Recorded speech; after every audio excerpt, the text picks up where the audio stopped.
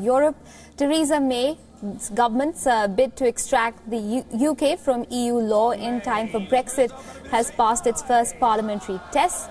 May's landmark EU withdrawal bill has passed its first hurdle, paving the way for greater powers to be handed to ministers through the first major piece of Brexit legislation.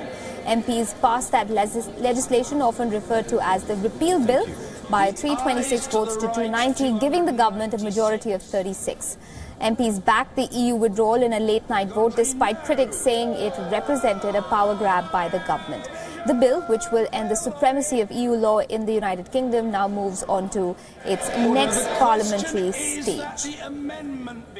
Now, several Labour politicians defied Jeremy Corbyn's instruction to vote against the bill. The Prime Minister, Theresa May, described the vote as a historic decision to back the will of the British people, saying that the decision means the UK can move on with negotiations with a solid foundation. She also said that her government will continue to encourage MPs from all parts of the United Kingdom to work together in support of this vital piece of legislation. Question is that the bill be now read a second time. As many as are that have been say aye. Aye. Of the contrary, no.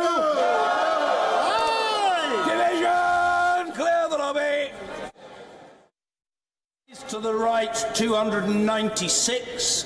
The noes to the left, 318. So the noes have it. The noes have it. Unlock. WION's London Bureau Chief, Mandy Clark, joins me live for more on that story.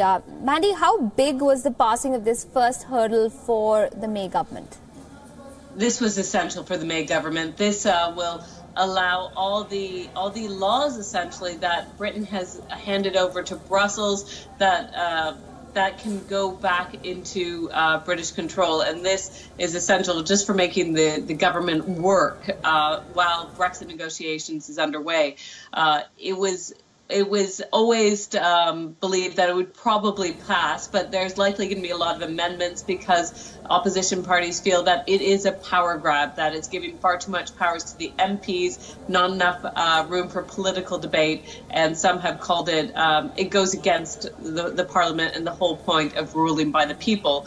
They feel that now the power has shifted from Brussels to too much power to the members of Parliament themselves. Right, which perhaps explains why Jeremy Corbyn wanted Labour MPs to vote against this repeal bill. But why do you think some of them chose not to, Mandy?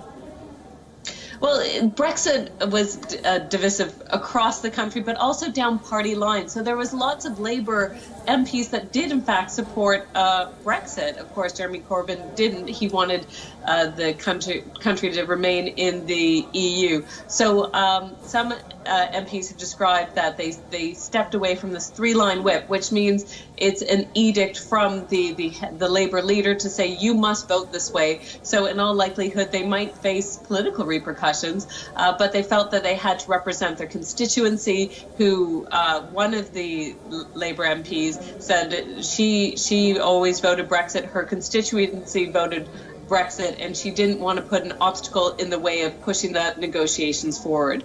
But Jeremy Corbyn is notorious for really punishing those people who go against him, so we'll have to see what happens to those 7 MPs. Right, and we'll get back to you for updates on that development as well. Mandy, thanks very much for joining us right now.